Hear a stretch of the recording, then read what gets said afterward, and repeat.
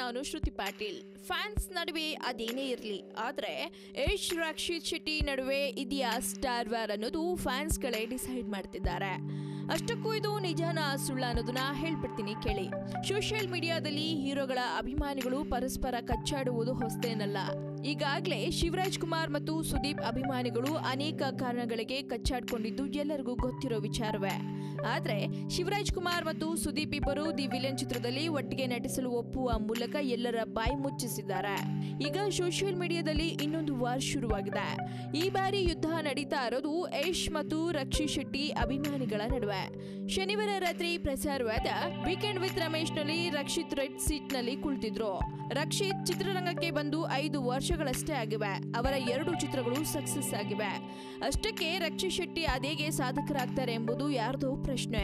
ಇದಕ್ಕೆ ಉತ್ತರವಾಗಿ ಇನ್ಯಾರೋ ಒಬ್ರು ಯಶ್ ಆ ಸೀಟ್ ಮೇಲೆ ಕೂತಿರುವಾಗ ರಕ್ಷಿತ್ ಕೂಡುವುದರಲ್ಲಿ ಏನು ತಪ್ಪಿದೆ ಎಂದಿದ್ದಾರೆ. ಯಾಕಂದ್ರೆ ಯಶ್ ಈ ಕಾರ್ಯಕ್ರಮದಲ್ಲಿ ಭಾಗವಹಿಸಿದಾಗ ಅವರು ಅಷ್ಟು ಸಾಧನೆ ಮಾಡಿರಲಿಲ್ಲ. ಹಾಗಾಗಿ ಯಶ್ ಬಂದಿರುವಾಗ ರಕ್ಷಿತ್ ಬರುವುದರಲ್ಲೇನು ತಪ್ಪು ಎಂಬ ಉತ್ತರ ಬಂದಿದೆ. ಆಗ ಯಶ್ ಅಭಿಮಾನಿಗಳು ರೊಚ್ಚಿಗೆದ್ದಿದ್ದಾರೆ. ನಮ್ಮ ಬಾಸ್ ಸುದ್ದಿಗೆ ಬರಬೇಡಿ ಎಂದು ಮೆಸೇಜ್ ಹಾಕಿದ್ದಾರೆ. ಅದಕ್ಕೆ ರಕ್ಷಿತ್ ಅಭಿಮಾನಿಗಳು ಇನ್ನೇನೋ ಉತ್ತರ ಕೊಟ್ಟಿದ್ದಾರೆ. ಅಲ್ಲಿಗೆ ಯಶ್ ಮತ್ತು ರಕ್ಷಿತ್ ಅಭಿಮಾನಿಗಳ ನಡುವೆ ಫೇಸ್ಬುಕ್ನಲ್ಲಿ ಯುದ್ಧ ಪ್ರಾರಂಭವಾಗಿದೆ. ಈ ಯುದ್ಧ ಹೇಗೆ ಅಂತ್ಯ ಕಾಣುತ್ತದೋ ನೋಡಬೇಕು. ಒಟ್ಟಾರೆ ಸ್ಟಾರ್ಸ್ಗಳು ಸ್ನೇಹಿತರಾಗಿದ್ರು ಅವರ ಅಭಿಮಾನಿಗಳು ಈ ರೀತಿಯ ಸ್ಟಾರ್ ವಾರ್, ಕೋಲ್ಡ್ ವಾರ್ ಅನ್ನೋದನ್ನ ಕ್ರಿಯೇಟ್ ಮಾಡ್ತಿದ್ದಾರೆ.